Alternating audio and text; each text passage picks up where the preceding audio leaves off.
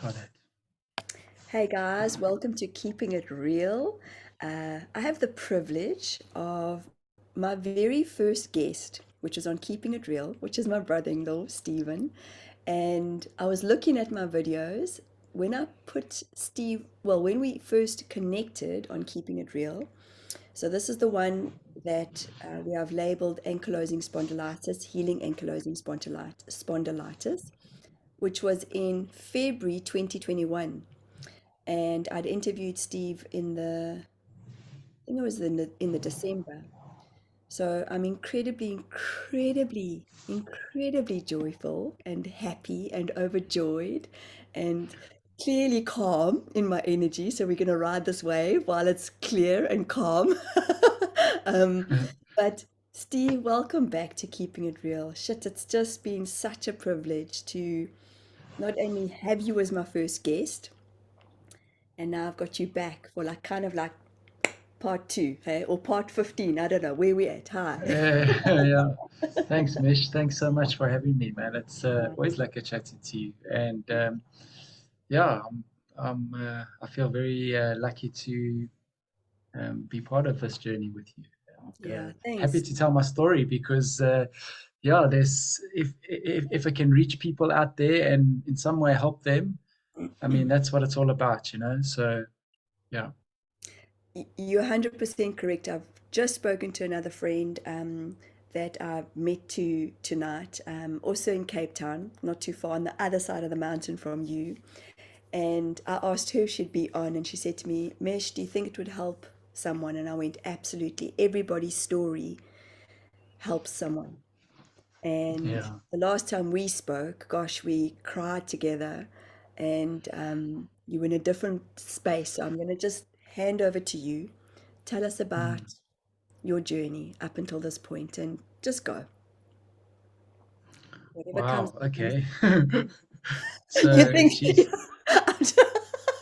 yeah, I'm so There you professional. go. I'm just What do you want to hear about? Okay, so okay. So the last no. time you weren't in the So bed space, you were in Joburg. That was when I interviewed so you. Yeah. so the last time you spoke to me, we were in Joburg, and I had come from a very dark.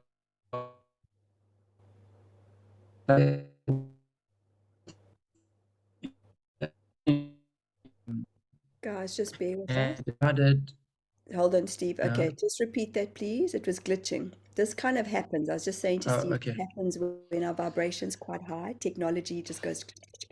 So please start again, Okay, Steve. no problem. So we were, it was around about the time when COVID lockdown was happening, and then the kids were at school, and then they weren't at school, and I kind of I got the message that now my wife is from a Cyprus descent, obviously, as you know, but just for the viewers out there, and we've all got Cypriot passports, and we've traveled to Cyprus before, and I didn't really, it wasn't really a place that I enjoyed. And at this time, I was homeschooling the boys, and specifically my youngest son, Gabriel. And, they'd be at school, then they weren't at school, and then I would be fighting with them to try and do his work. He was struggling to read, so now everything went online, and it was just the whole situation just didn't feel right. And so the message came to me that we should go to Cyprus. And I was like, oh, I don't know about that, eh? Um, but I sat down and I thought about it and I was like, okay, cool. I think this can be a great opportunity. We can do this online thing anywhere. Why are we hanging around here and fighting with my kids? The relationship's being destroyed. Um, I spoke to Maria and I said, let's go. She was the one who was the biggest, who was surprised the most because she knew how I felt about Cyprus. And I said to her, I think it just feels right. And for me, in my heart, I made a decision. I said, right, I'm going to go to Cyprus. I'm going to open my heart, and I have no expectations. And I'm going to see what it brings. And that's exactly what I did. And when I went to Cyprus, I went with an open heart. Okay, so let me just back it up a bit here. We decided to go for 6 months. So we're going to go on an adventure. The family was going to go on an adventure. We had Maria's family had property that we could stay in, so it would be a soft landing.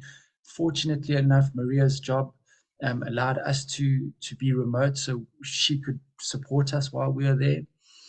And so we decided to go. And when I went, I said to myself, as I said, I'm going to open my heart, and I did. When I went there, I had an open heart, and when I left, my heart was so full. Yeah, it was amazing. So what Cyprus did for me was gave me the opportunity, and this took me a while. It took me about 6 months to realize this. So we ended up staying a year because we just enjoyed it so much, and also because of the schooling of the kids. It was on different schooling systems, so we had a plan to finish their schooling. But what happened for me is I would have to take the kids to school, and we were staying in Bafos, and then their school was in Limassol, which was about an hour away. So I'd have to take them every morning, then I'd have to wait for them to finish school, and then I'd have to come back. And what that did was it gave me a lot of time on my own. And in the first 4 to 6 months, I really, really struggled. It was hard for me because I didn't feel like I was contributing to the family. I felt like I was just doing nothing until what I used to do is every morning I'd get up, I'd drop the kids off, I'd go to the beach, I would meditate for an hour. And it's important to understand for me, and with the condition that I had, when I first arrived at Cyprus, I couldn't I could only meditate lying down, and it would normally be for about 15 minutes. And so, but because of the condition or the default, let me just think of the right words here. There was my back had been deformed because of the condition, so I So just couldn't really explain sit for up straight. Yeah, so just Yeah. explain to us, for those who don't know what ankylosing spondylitis is, just explain to us, for those who Okay. perhaps don't know, what does it actually Okay. do? Okay. First of all, I just want to say I seem to be going around in a whole long circle, but Okay, it's going to all wrap up. It's going to come together. So okay. Speaking ankylosing to a squirrel. spondylitis. Eh? You're speaking to a What? squirrel. The squirrel keeps up. Okay, cool. Yeah. Okay, cool. Okay. You So know who I so am, do you?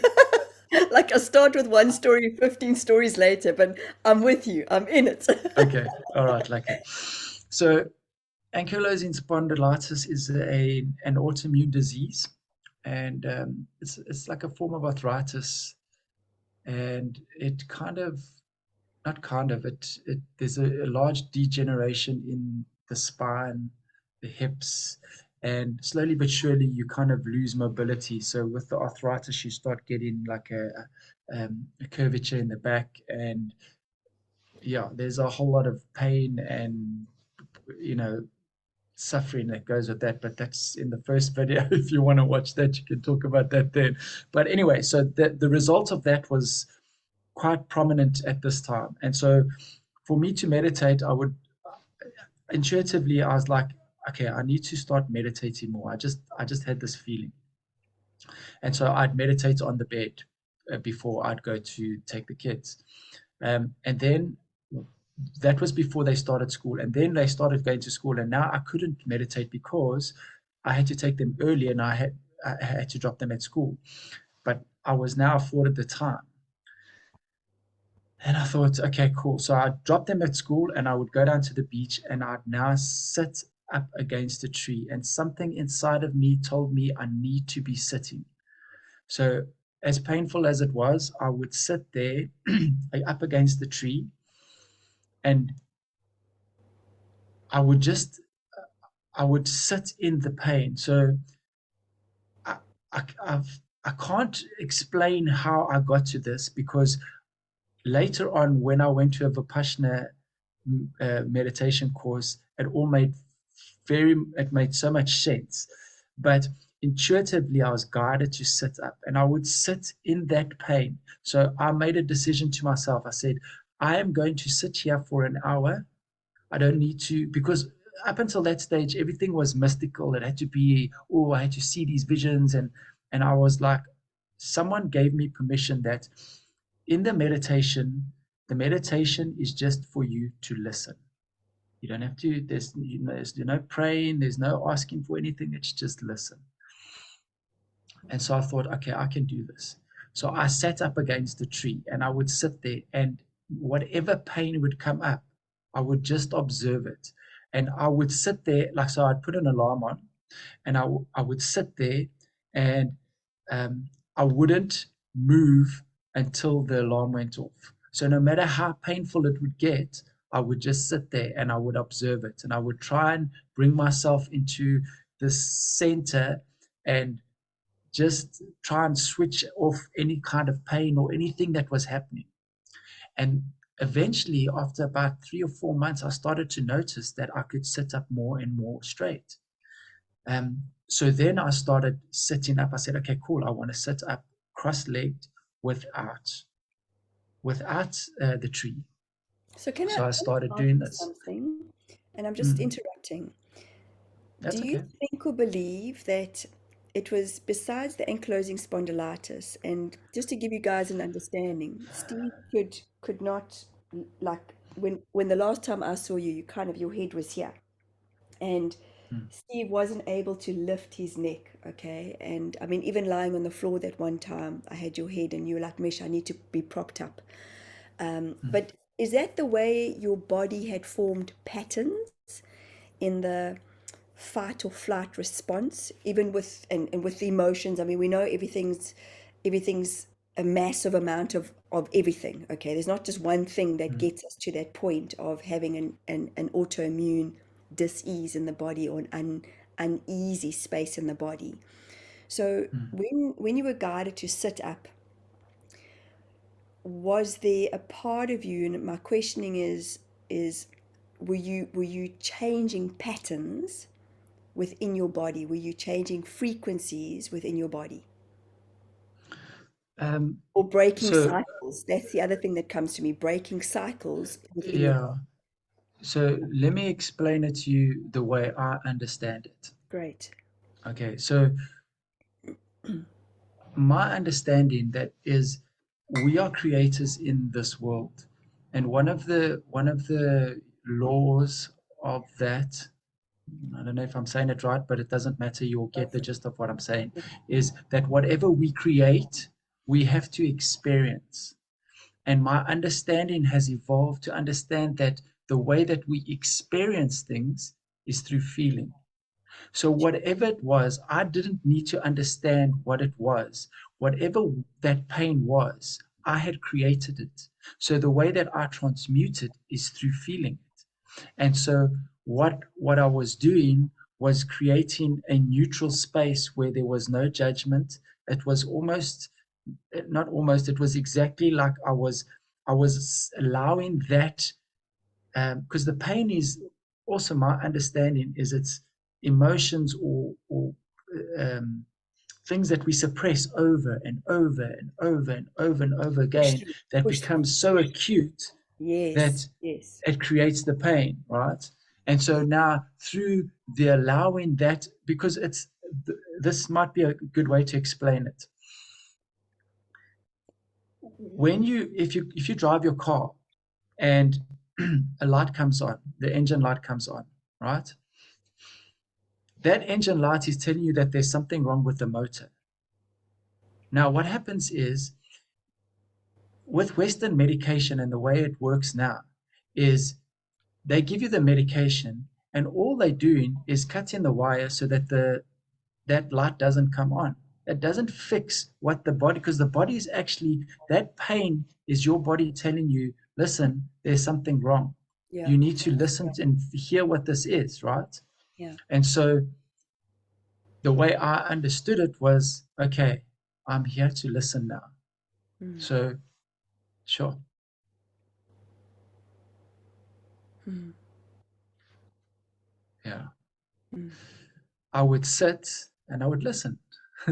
Yeah. And the more I did that, it's not even so much the listening. It's almost like there was this energy that wanted to pass through me, and I kept pushing it down. And when I sat there like that, it was like it would move through me, because when I'd stand up, I could physically feel the changes in real time. So the more I did that, the more I was able to sit, and then I would sit and I would sit and I would sit. And then I would be in nature. I would go to the most remote places. I would find places that, oh man, they were so remote, and I would swim in the sea. I would go for long, long swims, and I was in the water all the time. I would I would walk around with board shorts. That's how I lived in Cyprus for a year, in board shorts. I'd walk around. I was the concept of we need to be have sun protection, and I started realizing these are all lies. I need the sun, my body needs the sun. So I'd walk around with no sun protection. I mean, I found places where I was intuitively guided. I used to go to this one spot where there were these cliffs, and I'd hike down. It took me about an hour to hike down, and then I'd swim for an hour, and then I'd hike back up. And I kept seeing on the one cliff there was these caves, and I tried to get them from the top, I couldn't get it. And then the one day, like, I was just guided to go there, and I said, okay, today's the day. And I started climbing, and I climbed up these flipping caves, up this rock face, and I shimmied across these little freaking ledges, no railings, nothing. It was quite hectic, but I got there, and there were these caves, and inside these caves were paintings, like rock paintings. And Uh, people, you can see people hadn't been there for I don't know how long. And so this is how I would operate in Cyprus. I would go through these to these different places, and just just like be the little boy that I used to be when I was a little boy, and go on these adventures. And it got like I said, it was about 6 months. I realized, hang on a minute, I'm not wasting any time. What I've come here to do, I can only do that with time. I've been given the gift of time. And so then I had the mind shift to go, all right, now I can really, really like immerse myself in um, doing nothing, and not doing nothing, like working on myself.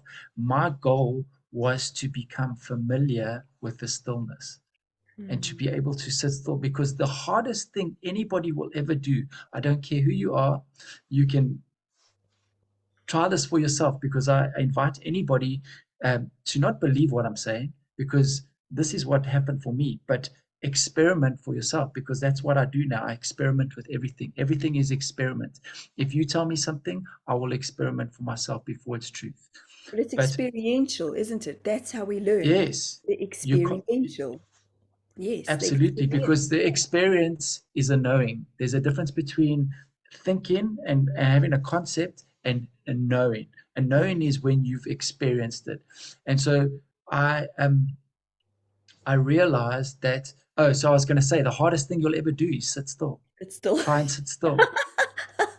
yo, And I in know. order to, and in order to sit still, you need time.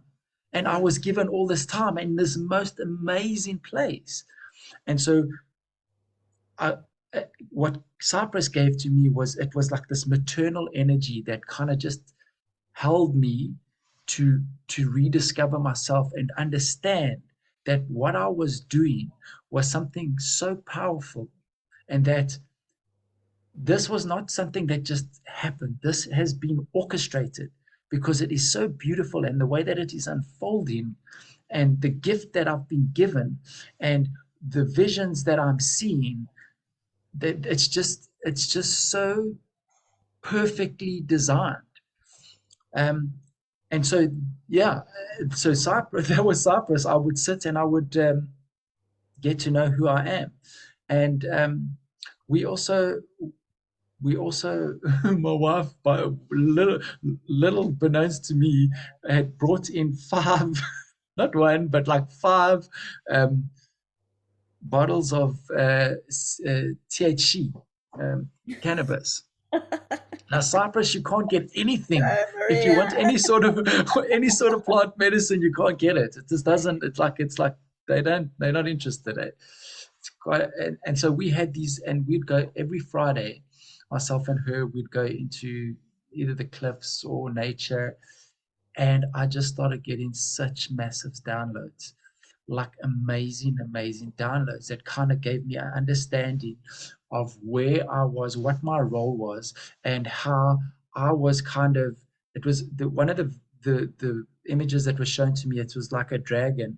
So Maria was behind at the in this stage of our relationship, and she was supporting the family, and I was the one in front with a vision. Okay, this is where we need to be. This is what we need to go. And then I would help her in her business. And then I understood that even though I might not be bringing an income in, my role was very, very important. And it took a lot of guilt and a lot of um, uh, struggle with self worth. It eased a lot of that off for me. Um, Well, that must be incredibly hard, Steve, especially because for men, masculine energy, it's been so deeply ingrained for frickin' mm, how long that men are the ones who bring in the money, men are the ones, mm, and I know that a lot of that paradigm has shifted over the last, let's say, 20 odd years, maybe 10, but it must have been, well, let me ask you, was it hard for you to when you weren't journeying, when you weren't receiving the downloads, when you were sitting in Stephen, the father, the husband that you are, were you sitting in that guilt every now and again and going, fuck, like how am I gonna mm. bring? Like what am I gonna do? Like did you have moments of panic or moments of anxiety? So, Mish, it's yes, it was something very, very difficult to deal with, and it's something I've worked with, and for a very long time, even before Cyprus, and then specifically in Cyprus, and even now, up until about a month ago, um, until I was completely shown exactly what my worth is, and an understanding of the fact that I was looking in the wrong place. Um, so that was very difficult, and I see a lot of men at the moment in very similar situations that I was. Um, and it is very difficult as a man because we've been told that we have to be this certain archetype. And um,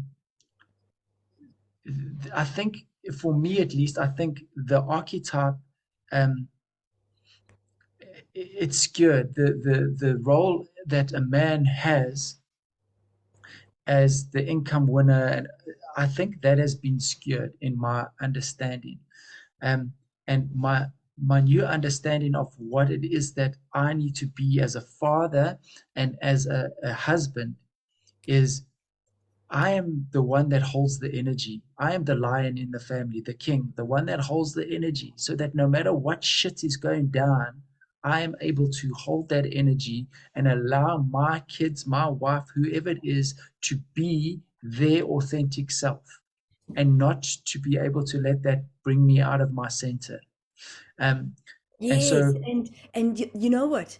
Authentic means if they're losing their shit, that's being yes, authentic in that moment for them because so many of us that are on these journeys of awakening and wanting to be more spiritual or whatever have this concept that being authentic is, you know, how do we show up in our authenticity? How do we being authentic is in every moment how you feeling in that moment. And it's not right or wrong, it's not good or bad, it just is. So that's beautiful. And absolutely. I'm sure there are so many men that are going to resonate with you that are grateful to hear your story because Yeah. it definitely affects the self-worth. And so, for guys, for those of you that don't know, Steve is my brother-in-law, and I'm married to his older brother.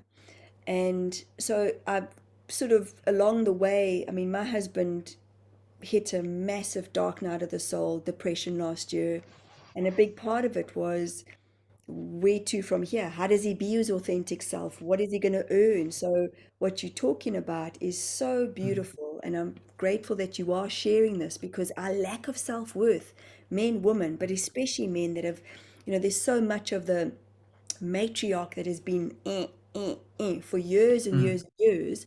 And it's something that I have to take ownership of, because, I grew up in an environment where my mom was a stay-at-home mom and my dad was the breadwinner. He was the one that brought in the money. And there was a lot of lack around that, there was a lot of fighting around stress around money. And I know Brent and I have had the same patterns. When there's money, mm. when there's not enough money, holy shit, it's the first thing that things go tits up, because you go into fear, we go into self-doubt. How are we gonna make it? And do you think that that's part of the way we've been taught to believe? Definitely. I think for me, I see it a bit broader, is that what's happening at the moment is that there has been such an imbalance in the masculine in the world that we're living in.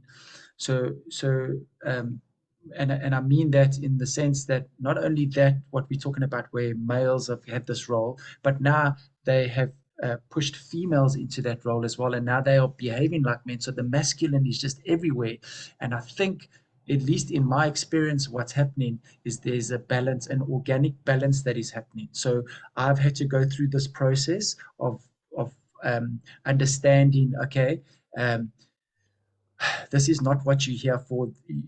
Understand what my role is, my as a male, as a man, as a husband, as a father. And then once I understand that role and I can now step into that role, I allow my wife and I allow my kids to do the same. And so there's an organic, what is balancing is not, when it brings it back, a natural order Yeah, that is happening. yeah, a natural And so flow. Yeah, yeah. if you think And it's about, necessary. It's so necessary. yeah, so if you think about the lions, a pride of lions, it's quite a good analogy. Mm, Maria actually brought this into my awareness. But a pride of lions, the lion doesn't do the hunting. He doesn't get up. He doesn't do anything. mm, But what he brings is presence. mm-hmm, There's a presence about a lion mm-hmm, that nobody fucks with it. mm-hmm, You don't walk past there and go, hey, because he mm-hmm, doesn't have to do anything. There's a presence. mm-hmm, And so that's where the natural order is. And the presence that he brings is anybody who knows that that lion will protect that pride, mm-hmm. because that's his job. For sure. Yeah. Okay. So, so yeah, so that's the natural order that I feel that's playing out. And so the thing with the money and all of that, I, the biggest lesson that I learned in Cyprus, because I also went to the darkness retreat when I was in Cyprus, and that was part of this lesson that I learned was surrender. So Because explain those to the viewers that are watching the darkness retreat, because yo, this is okay, my head out. so I Holy went. shit. I'm like, what? You do this for fun? What? No, so here's the thing, and this is the realization I've come to. All of these things that I do, I push my body to extreme places so that I can understand who I am.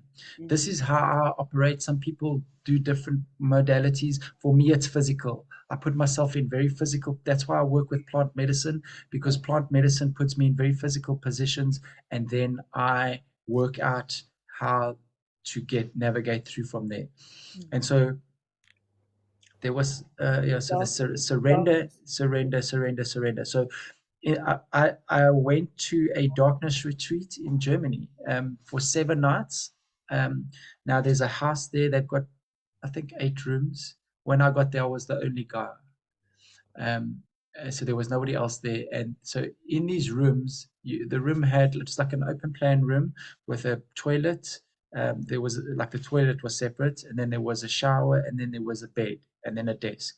And you have the opportunity or the option to eat. They offer food. I chose to fast because this was just something intuitively I was guided. Okay, I need to go in here and I'm going to fast for 7 days and I'm going to sit in the dark. And Okay, now I have yeah, to so ask you, did you poo? Like, did you poo in Of those 7 course. days? Okay. Actually, that's a good point. I might not have actually because I was fasting, so there wasn't anything. So I But don't you think I would drank have. water. I drank water, yeah. But this is what blows my Um, mind. When you talk about putting your body into those, for me, it's kind of like extreme, but it's actually not for somebody like you. You know, it's like somebody going mm, into climb Everest. They train and train and train. And this is mm, what, Steve, I know you're not sharing, is that you prepare yourself, you prepare your mind and your body like weeks beforehand, before you even go on these mm, ceremonial pauses. yeah.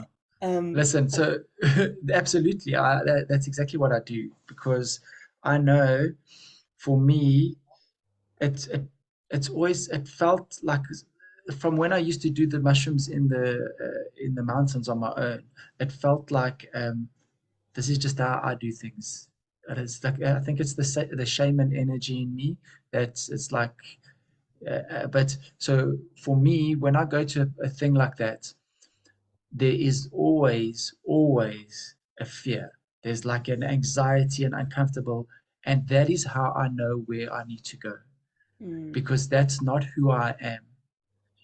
The one that is in fear or the one that is anxious is the one that is scared that their time is up. And so whenever something comes into my awareness and it makes me feel anxiety or scared, I know intuitively, okay, fuck, I need to do this. Let's start preparing. yes, but that's where the growth comes, Steve. That's because Yes, the moment we're feeling uncomfortable, it's where the growth comes. And absolutely. I can so relate because I've just come out of this, like this last few days where the cold plunging, you and I speak about this often or have spoken about it. It's freaking hard, man. It's like, Jesus, I got to prepare my mind the night before, but then I'm speaking myself out of it, and then I'm like, it's not gonna happen, it's not gonna happen, it's not gonna happen. And and literally, because I go halfway in and I'm like, okay, breathe, breathe, breathe, breathe. And every part of me just wants to go into fight or flight. But last week, Saturday, I was like, this is it. I woke up. I said to myself, I'm going to do this. I'm just going to go in because Stephen's brother, Brent, he's just freaking out. He's like Steve. When they put their minds to something, you guys are absolute warriors of light. It blows my mind, especially when it comes to the physical. You guys are so, so strong in who you are, you know. And Brent would often say to me, Bun, you've just got to walk in. You've just got to walk in. I'm like, and he's like, I feel embarrassed with the group, you know, because I'm always letting out a ripple like la la la la la or something in the group. Shut. It's just gonna come out of me. I'm like, no, this is my process. But I woke up on Saturday last week and I was like, this is it. And I just walked in and I managed to go into underneath my shoulder, up to my neck. And I was so proud, so, so immensely proud. And it's something Wow. so small, but so big in a person's world. So exactly what you're saying, the anxiety was was big Mm. for weeks and weeks. I'll just stick with the cold shower, stick because I always got the safety mechanism of the warm when I've had enough. Whereas when you go into the ocean, it's you in the ocean, man. Yeah, yeah. So I honor Listen, you. the cold is an amazing teacher. I've worked with Yes, it when I was in Cyprus as well. During the winter, I went into the sea every day, every single day. yes. But that uncomfortableness, you are spot on. That is where the growth is. It's the I think a thing with the subconscious mind. It's called the psycho-cybernetic mechanism, and what that is almost like a like an air conditioner. So when the air conditioner is set to a certain degree, if it goes too high, it brings it back. If it goes too low, it brings it back. And that's how our subconscious mind works. So anything that's out of its control, it's like, no, no, no, no, you can't do that. That's scary. Da, da, da. Or, oh, no, no, you can't. And it brings you back into this comfort zone. And it's when you step out of that comfort zone, that's when the magic happens. That's when, like you say, the growth happens.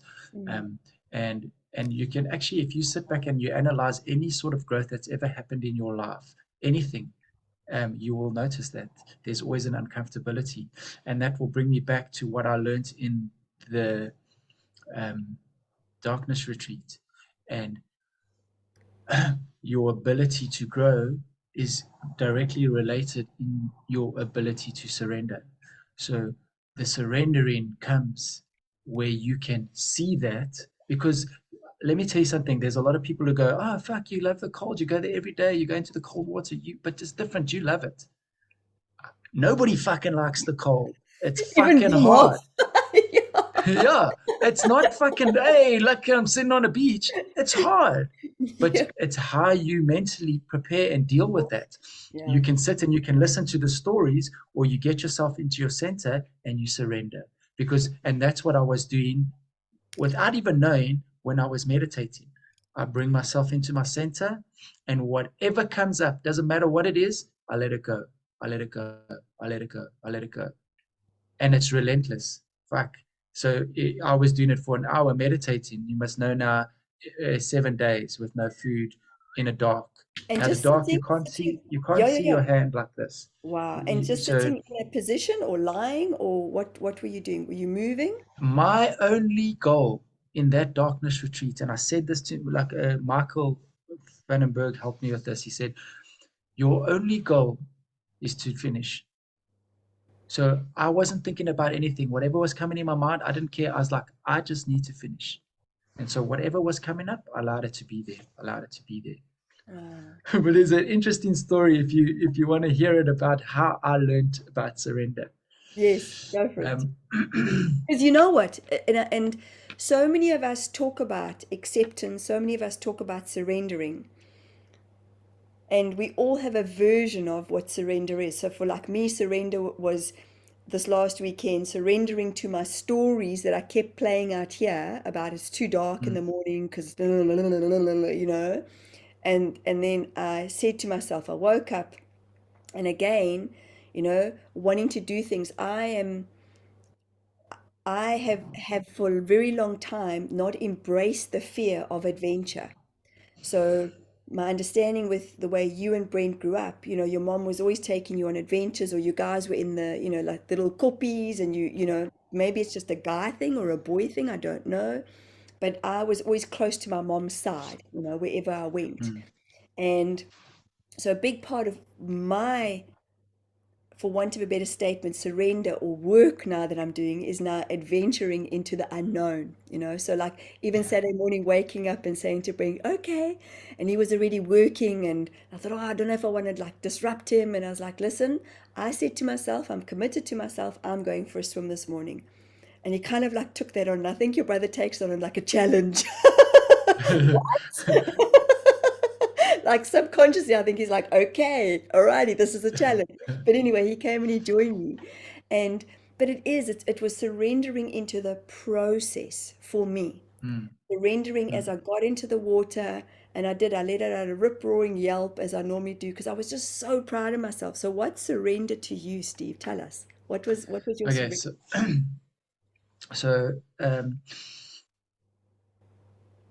when I was in when you're in the dark, there's no um, the lady will comes with a candle. We do a ceremony and blows the candle out, and then it's dark. There's no time. There's nothing. But what happened was that was the night I arrived. There was nobody there. The next morning, somebody else came, and they had obviously chosen to eat, because what happened was, originally, so sorry, I forgot to mention this. I They said to me they're going to bring me tea, and the first morning I had the very first cup of tea. So what that happened is they'd bring it, and then they'd ring a bell. Then you'd go into the corridor, which was also blacked out. You couldn't see, so you'd have to feel your way, get the tea, come back, and then you have it.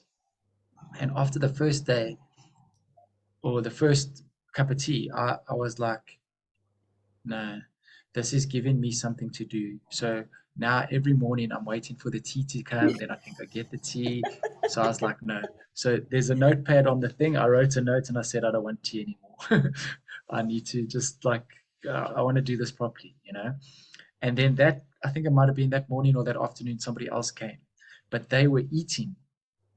So what would happen was, in the afternoon, bell would ring for their food. In the night, bell would ring. And every morning, bell would ring. So now I had a way to gauge time. So it would be like, okay, there's the bell for Sure. the morning. Cool. I've only got two more bells to go. Then I only got one more bell. And it'd be like my mind wants to get to bed so that I can escape from where I am. And so that happened for, I think it was 2 days. And then the morning the bell rang. And then, no, sorry, it didn't ring. There was no ringing of the bell. And I was like, okay, shit, man, I must have woken up early today. And I sat and I sat and I sat, and it just didn't come. It just didn't come. And I was going crazy. My mind was going, if this bell hasn't gone yet, I've still got another two bells to go.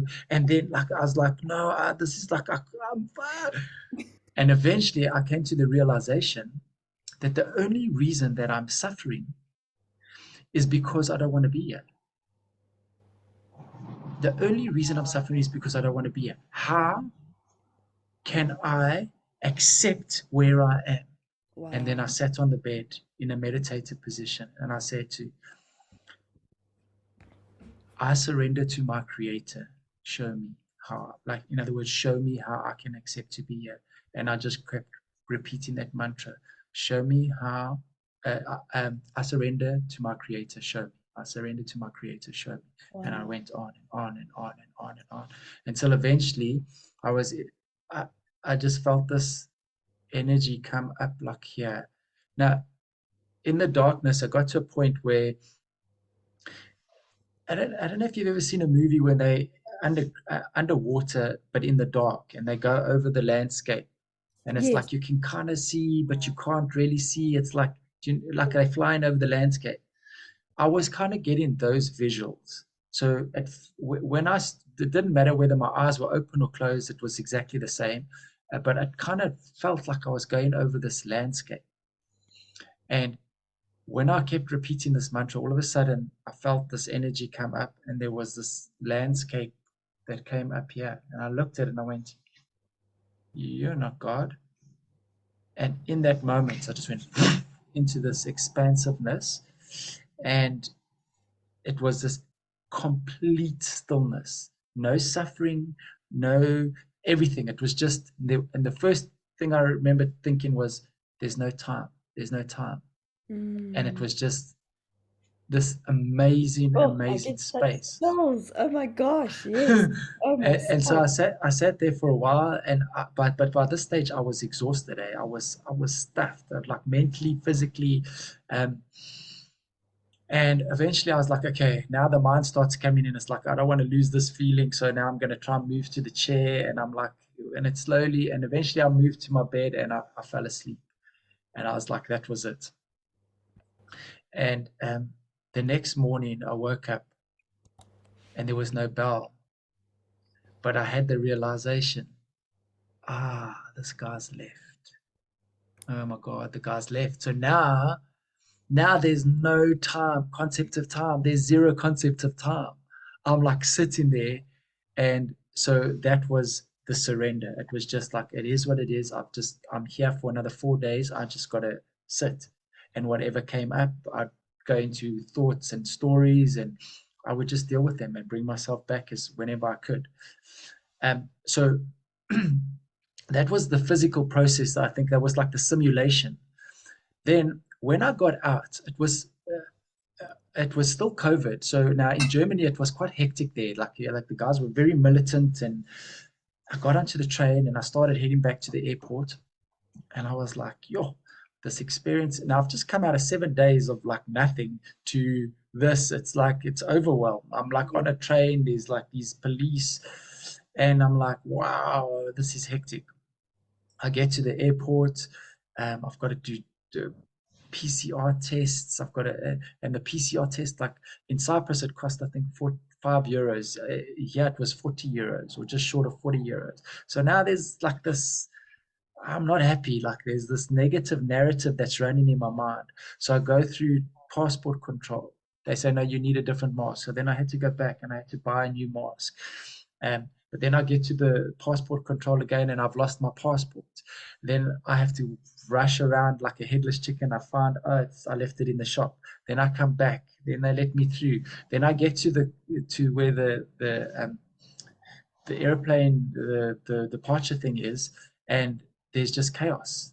The air hostesses have come late, and there's this massive line, and they're running up and down the line, freaking out, and there's this energy that's just hectic, hectic. So I go to the front of the, like, and I sit in front, like on the chairs. I'm like, I'm not going to stand in the queue. I'll wait. And it gets to about 5 people. And this air hostess comes like frantically to me, where's your pass? Where's your pass? I'm like, I don't have a pass. Like you had to have, because of COVID, you had to have, traveling to certain countries, you had to have these passes that you did online prior to arriving. So I'm like, I don't have it. So now I'm like, there's this fear and this panic in me, and I'm trying to work it out on my phone, and I can't do it. It just keeps going in this loop, and I can't. And eventually the lady comes to me and she says, I'm sorry, you've missed the flight. We can't. If you don't have the pass, we can't. And I'm like, what now? She says, you've got to go buy a new flight. You've got to go. And now I'm like, I've got this, I've got to get a flight. And then something inside of me said, you need to sit down. Just sit down. And I sat down, and all the anxiety, all the fear, I just surrendered. I just felt it. I observed it, and I allowed it to pass through my body until I was in my center and in a calm state. And I was like, okay. And in that space, the idea came, go and chat to the ladies now. So I got up and I went to the woman and I said, because they were hectic with me. They were like, get out. So I said, listen, I'm not trying to cause any trouble. I just want to understand what has gone down. Why was I not let on the plane? She said, I told you, you needed to have this pass. So I said to her, but I'm going to Cyprus. I'm not going, because the flight was on Olympic Airways via Athens. I said, I'm not going to Athens. I'm going to Cyprus. And her face just dropped. Wow. She had realized what she had done. I said, on the way here, I never had to get that pass. And she's like, oh my God. And then she started like looking at her computer. She's like, oh, I'm so sorry. Blah, blah, blah. We've made a mistake. And I was so calm. I was like, it's okay. People make mistakes. That's all right. And she was like, eventually, like, she was trying to sort things out, and we started walking it was on Lufthansa, back to their offices. And she was like, I'm so sorry. I'm so sorry. I said, it's okay. She says, wow, you're amazing. Like, normally people like scream and shout, and and you just been so calm and so friendly. Thank you so much. And I was like, it happens. I'll take first class, baby. And then it's like, yeah, so now what happened was, so they had to put me up in a 5-star hotel, because they couldn't get me a flight. Then they had to book me another flight, um that cost probably 3 times what my other one did. Wow. Then I said to the lady, but hang on a minute, I need to get a PCR test now, because this one's not going to be valid tomorrow. So they had to give me money for that. They gave me money for food, because I said, now I need lunch and this. Yeah, they gave me money for that. Oh, And when I arrived at the airport the next day, I'm like, okay, fuck, now I've got to go get this test again. I went there, so I said, okay, let me go to the front desk again, where they were checking us in. Let me go there first. I went there, they all knew me. They're like, oh, how's it? Come check in. Oh, where's your PCR test? No, I'm about to go get it now. She's like, oh, no, because, they closed now. They're having problems. And then I felt that fear coming again. And I was like, nope, I sit with it. And I allowed it. She said, hang on, let me just check. She quit on a computer, and she's like, oh no, your one from yesterday is still valid, because it's like it has to only be valid up until the flight. And it was like 5 minutes. 5 minutes. And that's how long. So she says, you don't need one. Cool, lekker. So now the PCR test that I didn't want to pay for has been paid, because they gave me the money from yesterday. And so now I go through the customs. The guy's like, hey, how's it? How are you? Why are you back? He's all friendly. I go through. Everybody knows me. I go to the duty free. Everybody knows me there. They're like waving now, giving me discounts. wow. And I was shown that, like, in real time, how in the moment when I surrender, I step into a completely different time zone. I can bring myself into another time zone immediately, and my experience is completely different. Mm, And I was like, oh my God. yeah. And so that is my experience of surrender. And so now, what I've subsequently learned since then, everything that I do is surrender, is about surrender. How can I get into my channel, into my heart space, and then operate from there? Because anything operating out of that space is a reaction. When I can drop into that space and alleviate all because the thoughts of your thoughts are bandwidth, right? And the low vibrational thoughts that you are being offered, they're just an offering. So when those thoughts are coming into your head, you observe them, drop into your center. The minute you can drop into that center, whoop, more options become available, like go and have a chat to the lady now. And all these other options become available. So when I can, in any situation, if I'm fighting with my kids, if I can drop into my center, I'm gonna, you guys are, see that thought. Now, if I drop into the center, another one becomes available. They're scared. That's why they're acting towards you the way they are. Now, all of a sudden, I can operate from a place of compassion and love versus a place of fear and so a reaction from fear. Mm. So everything that I do up until now, I've learned. So I worked with Michael in order to the apprenticeship to serve the medicine. And he said to me, he said, I can't teach you how to be a shaman because your shaman will come in. My job is to teach you how to surrender. And so the depth of surrender that we went into with him, he just taught me a much deeper understanding of surrender. And that's the practice now, is just to surrender whatever's coming up, whatever's I'm Yeah, going through, the uncomfortableness. Now, we spoke about it yesterday, about the situation where we are at the moment. It's yeah, the uncomfortableness, yeah. surrender, and await for for me to be guided to what the next step Yes. is. But you know, it's that practice that I think so many of us in the Western world, and I was watching, I think I spoke to you about this last night, Michael Beckwith, who was um, one of the first guys on The Secret, which I think so many of us have watched many, many years ago. A great start to many of us on the path. And he speaks about doing the inner work. He says Mm, every spiritual master has done the inner work. You know, no spiritual master is like sort of out there and going, yep, everything's happening out there, because it's happening in here. And you watch Steve's body language, he comes back to his presence, his inner, his core, you know, his mm, heart. And that's what I love, is that I know that you have, and I don't even know half the shit that you've done. I just know of the big experiences. But we know that the experiences of surrender happen when we're in the family moments, when we're in mm, the argument that's about to happen with our partners or our husbands or wives, you know, or in with our colleagues. And you just reminded me, I've got this memory of Katie, my son, who's now 13. And I can't remember exactly what was going on, but he didn't want to shower. He was about 9 years old, I think, 8 or 9 years old, in Queenstown. And he didn't want to shower. And I said to him, Katie, you are going to shower tonight. And he was filthy, he was covered in mud. And he said, nope. I said, boy, you're going to shower. And we went and we stood in the shower. I put the shower on, we're standing in the bathroom. And I was calm, Steve. It was unbelievable to mm, be in that state of presence. mm, and and I stood and I said, Katie, Mom's got the whole night. I've got 38 years of experience over and above you. And he's like, I'm not gonna shower. No, no, no. I switched the shower on. Now he's gonna climb into the shower with all his clothes on. And I'm saying then, I said, that's not gonna work for me, because I've got to wash your clothes. I've got to take your clothes off, and you're creating hard work. But I remember being so calm. And it was mm. like, you know, when you're having that kind of like, what? This is happening right Yeah. now? Eventually, I said to him, I'm waiting for you. I can stand you the whole night. I've got patience. And I was calm. Again, switches the shower on. Now he's going to climb back into the shower with his clothes on. Now, eventually he's in the shower, okay? And for some reason, because he wants to go into the shower with his clothes on, and I'm grabbing him and I'm saying, no, boy, you're not going in. And I'm very calm still. Now he's holding on to the glass shower, and I'm saying, okay, now this is getting dangerous. Now I can feel the energy starting to escape, because now I'm starting to get pissed off. Like the surrender, the calm is going out the door with the steam. And and then I was like, no, Michelle, this is not going to help, because he's in a triggered moment. Come back. And I said to him, this is now becoming dangerous. I'm going to drop you. And I put him down. I switched the shower off again.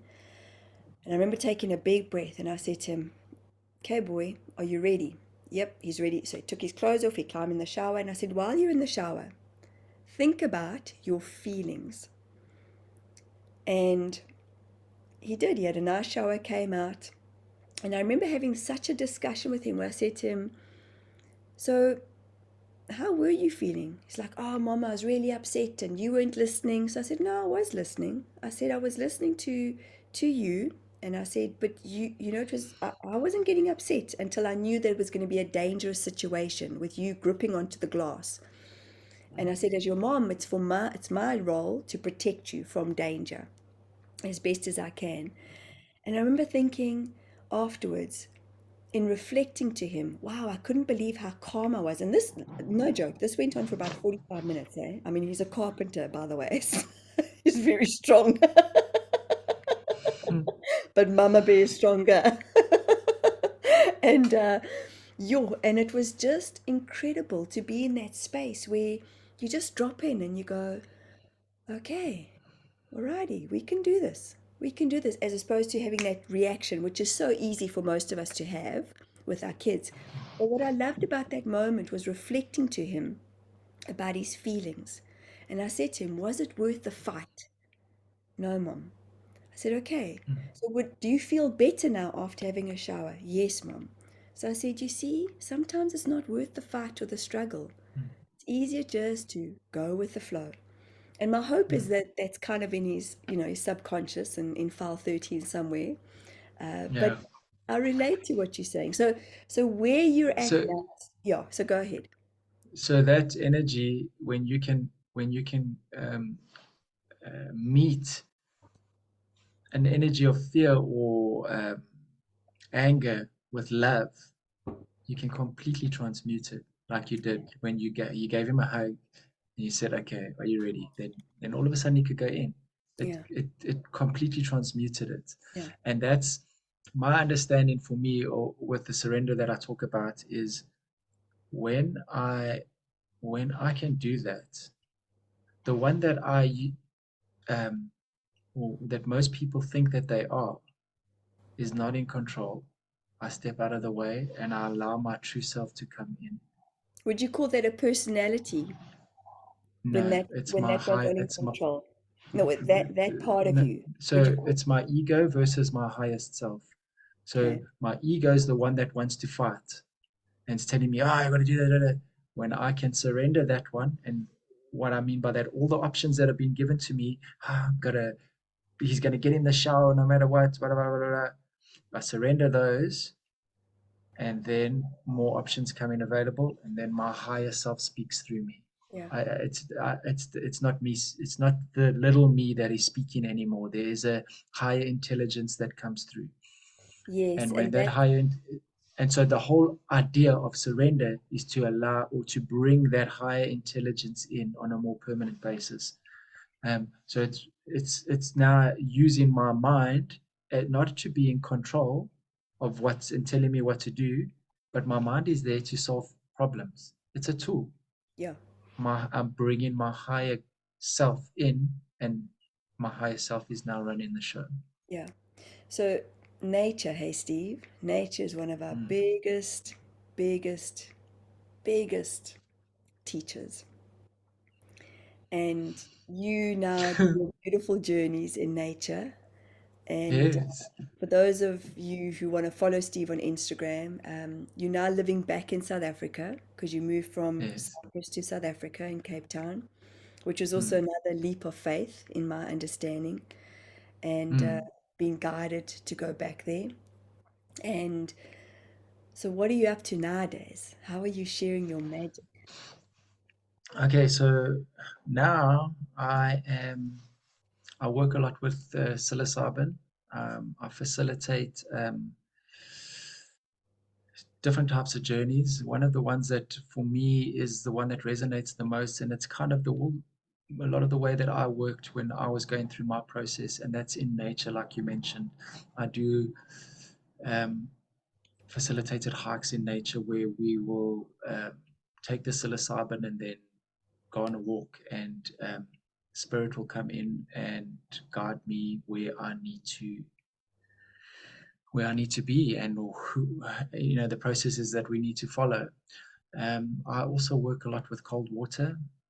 I also do ceremonies, indoor ceremonies, um, basically helping people um, with the knowledge that I have gained over all the experience that I've gained, and that has got me to the point that I am. I whatever it is, whether it's with the condition that I had, whether the we talked about the masculine role. There's a lot of other things that I've experienced that's happened in my life, where I've gone through these dark nights of the soul, um, that I'm able to help people. I've had a lot of, as you know, Maria and I had marital problems.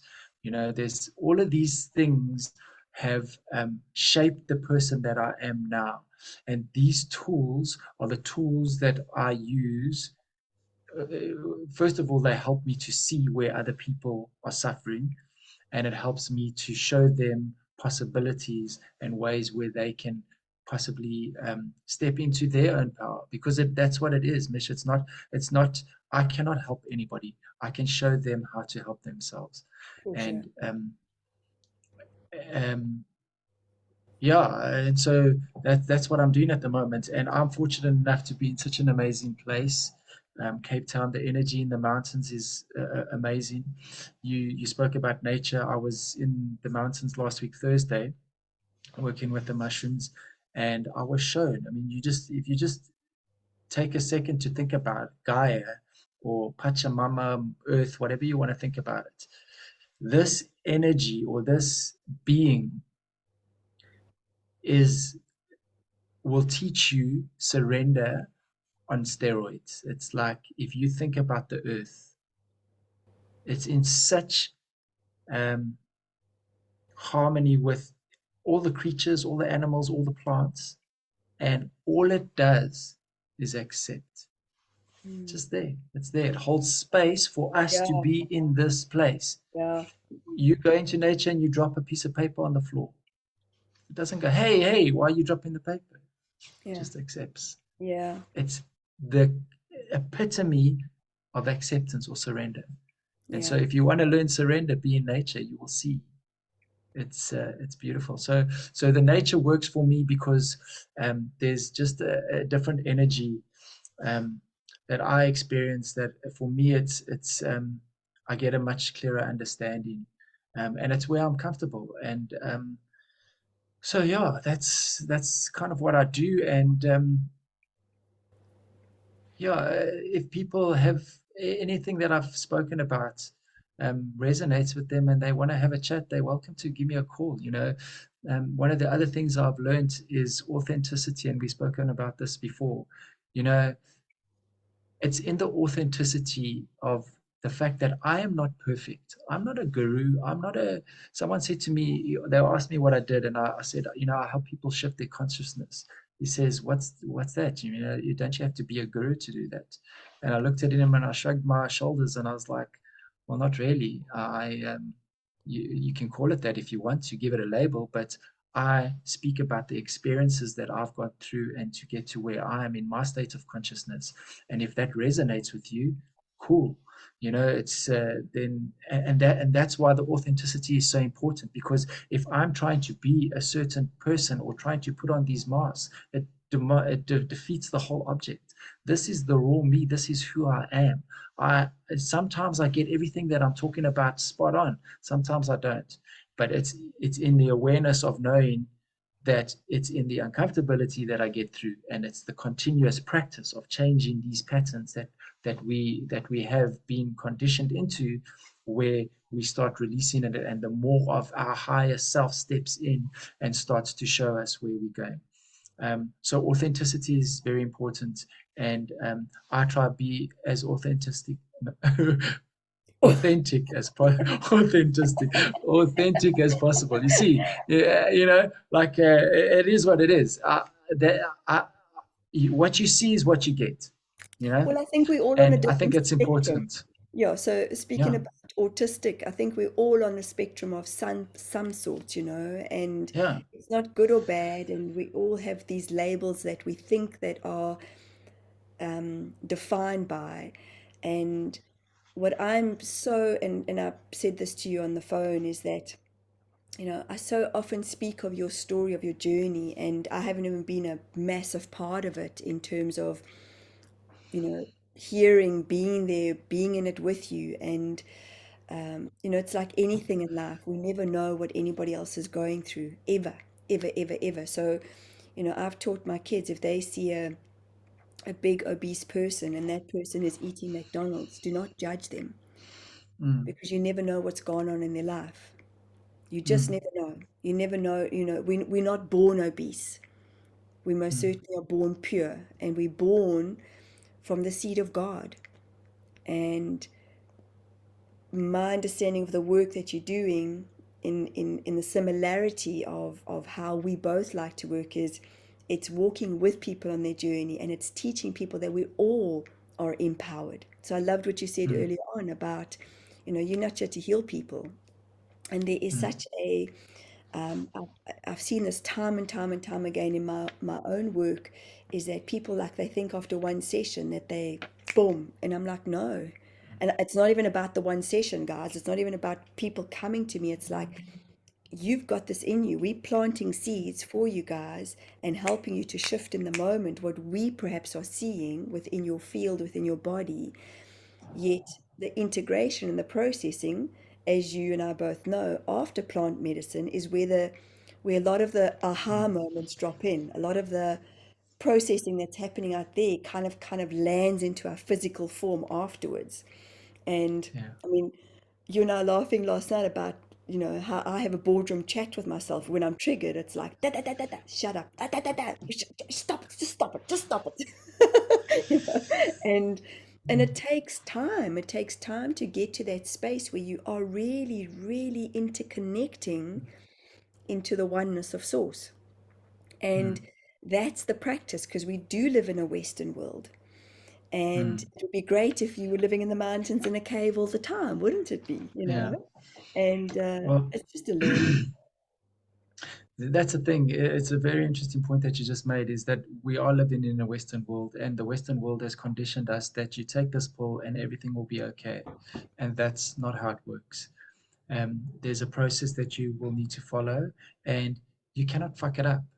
Wherever you are right now is exactly where you need to be, exactly where you need to be. The person eating the McDonald's burger has chosen that experience because their higher self, and it would be arrogant to believe that they don't know what they're doing. Their higher self knows exactly what they're doing. So they are there having an experience. And when they are ready to have a different experience, they will have a different experience. Whatever that And looks not like. everybody is here to have the same experience. Yeah. And so if you are having an experience that you are unhappy with and you want to change it, I think that's where people like yourself and myself can step in and say, okay, well, there is a different way. You can look at these things, but it's not an easy fix. You're not going to take mushrooms and the next day you're going to be okay. The mushrooms are going to show you, right, here we go. This is where you need to work. And then you'll need to work with that, and then start working. The more you work with that, then you'll be shown something else. And it's Yeah. like almost like on a need to know basis. You will know what you need to know when you need to know it, and not a second earlier. And if Yeah. you don't know it, it's because you're not supposed to know it yet. And I Yeah. describe it as, every cell, we've got trillions of cells, and even though we're upgrading and our cells are dying off and they're regenerating, our heart cells are for our heart cells. They're not for our toe cells. Our body is so intricately wired and so incredibly, incredibly, incredibly intelligent. But you said it earlier on, is how the suppression, you suppress so much by sitting in that by that tree, but being guided to sit upright. Those are the little nudges that we get, and those are the, Mm, where people go, am I meant to listen to that voice? Is it, and it's like, yes, listen to it, because who knows where that may bring you. mm, Unfortunately, for a lot of us, myself included, is that I had to have go through some massive experiences in life in order to wake up to myself. And the beauty of that is, when you wake up, it's kind of like you just you just keep searching and you keep searching and you Mm, keep and it's like wow, and then eventually your world gets bigger and wider, and the universe is so freaking awesome and amazing. And I loved what you said about how Mother Nature holds us. We're here just landing on her. She's accepting us, she's taking us in. mm, And the universe is so vast and so incredible. And if we showed up for ourselves in the way that we most certainly, I'm seeing the transition of timelines, the transition of people wanting more. Um, there are still others out there who just are living their lives in the way that they live them, mm, and it doesn't matter to anybody, you know. And for me, it's like, well, what are we doing for ourselves? Because when we are treating ourselves well, Steve, we want to treat Earth well. We want to treat each mm, other well. We want to be there for each other. We want to show up for each other in different ways. We want to just love one another with no agendas, no boundaries. It's just there. And I most certainly am still learning that, you know, because sometimes I think that it's important to have the ego. And you had reflected this to me last night, where I actually shared this today because I put quite a big part of my story online today, and it felt so wholesome, so good. But a big part of that was this woman who was just kind of encroaching and wanting me to not own my worth. And I got that as I was sharing with me, because the reality is, guys, as much as Steve and I are talking to ourselves here, or each other, but we're talking to ourselves, we're talking to a part of ourselves, you know, so we're talking to yes. you guys. But when I'm talking to myself and I'm doing my recordings, this is how life works. Is we, you know, whenever I'm talking to a client, we're always talking to a part of ourselves, because everything is interconnected. Nothing is ever Mm, separate, ever, ever, ever. But it's how we've been mm. told or taught, eh? The energy that animates you is the same energy that animates me. So if you want to look at it from this perspective, there is nobody else. Mm, This is Michael also helped me with this. There is nobody else. It's like you are playing this, like if you can imagine yourself as a little kid playing imaginary friends, and that this is what this is. It's a game. yeah, And the only difference is that there's an amnesia. So we don't understand who we are. But once you have the realization of who you are, then you can see that I am me, you are me, we are each other. It's the same energy. yeah, And so when I have that understanding, how can I treat you with anything other than love? yeah. Beautiful.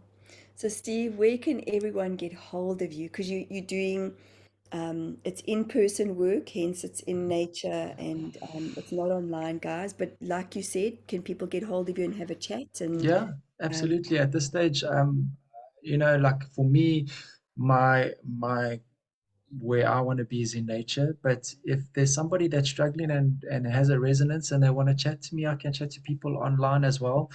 Um, they can either contact me via my number. I don't know if I should give it here or if they no, they can get um, it on my website. I'll give you my website is stevengcarpenter.com. That's Stephen with a V, gcarpenter.com. And then you can also have a bit of a look at where my story and where I've come from, what's happening, and yeah, you can hook up with me there or Steven G Carpenter. I think it's on um, Instagram as well. I'm there. Um, yeah.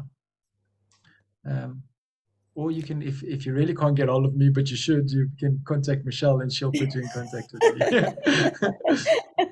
But I don't want to make Michelle an admin. no, that's Yeah. okay. That's okay. I'll put all your details at the bottom. And Okay, honestly, cool. guys, you know, for those of you who are living in Cape Town or going to visit from Johannesburg, and I was going to say earlier on that mushrooms have most certainly helped me to, I'm trying to find the right words, but this isn't actually like me, but anyway, but it is me. But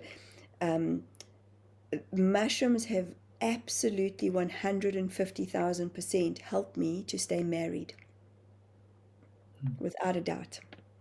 They've helped me to see the pure essence of love and heart and forgiveness. So much forgiveness has happened in ceremonies that my husband and I have had. And I'm not putting this all on mushrooms because I have done a huge amount of work myself over many, many years. But in the moments of absolute murkiness, shit, where you just can't see the wood for the trees, and it's just like, Jesus, is this ever going to get better? Like, please, like literally calling out to Jesus, like, just land, just come on, bring Moses, bring Noah, just bring everybody.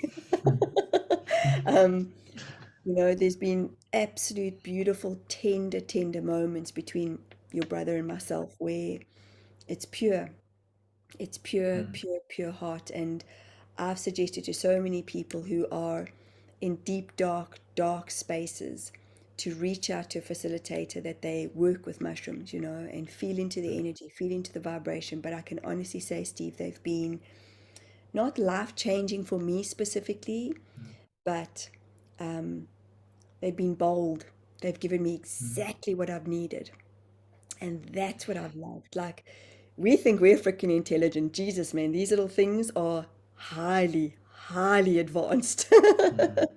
And It's a beautiful plant. they're beautiful. And the one time, I mean, I've got two couches sitting here. And the one time I remember most certainly was suffering from adrenal fatigue, like massively. And I felt like I was on the brink of collapsing. And your brother and I decided to have a journey, and I'll never forget. I felt like a Vienna sausage being held in the couch.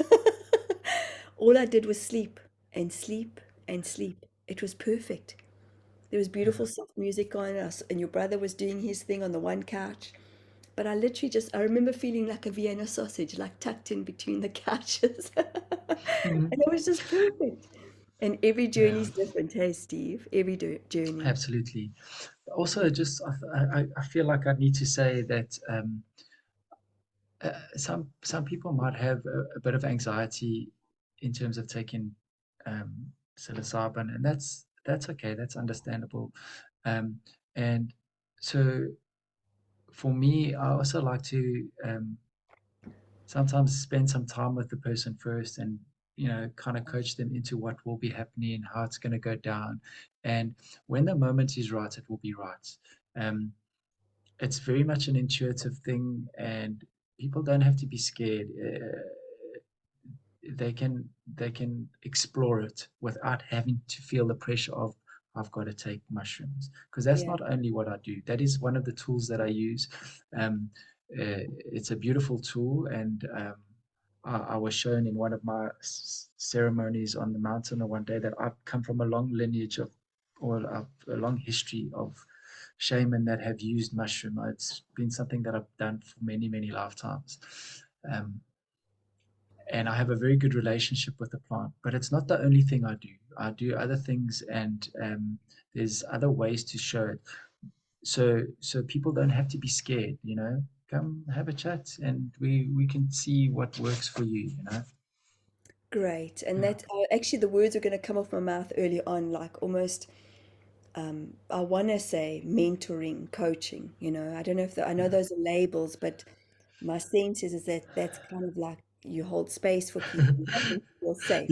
You know what? I've thought about this a bit. You know what? Hey, and the way, if we're going to keep it in an authentic space here, for me, this is what I've created a vibe. I've stepped into my vibe, my unique vibration. It's a unique frequency, and who wants to vibe here as well? Come and vibe with me. That's kind of what it is about. It's like coaching. That's like such a, for me, it sounds like work, It's a and cliche. I'm Yes, trying.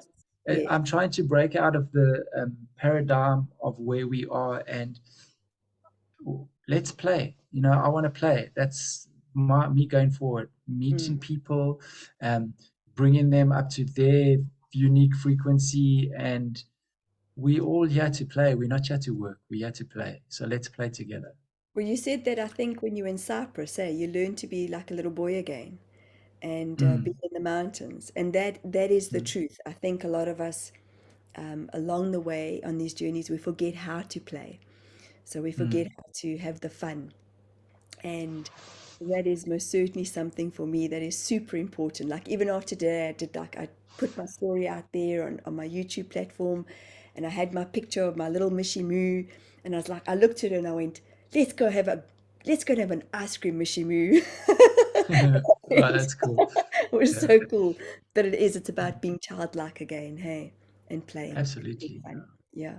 So guys, I'll put Steve's details up, and for those of you who are meeting Steve for the first time, I'd highly recommend go back onto, me and my tech skills. I don't even know how to bring the two of them together, but go and have a look at healing ankylosing spondylitis as one of my first Keeping It Real videos.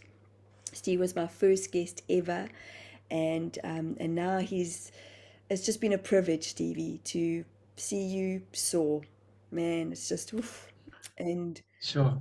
I just yeah, it's been a privilege. Yeah, Thanks, Mish. yeah. You know, I can say the same thing, and we spoke about the masculine and the feminine, and how the masculine are struggling with the feminine. And I remember when we came to visit you in New Zealand, and or even before then, and Brent had come over and he was the only one working, and you were in a very similar position to what I was talking about, and you were stressed that you're not making money, and you went down to the local yoga place and you were handing out flyers.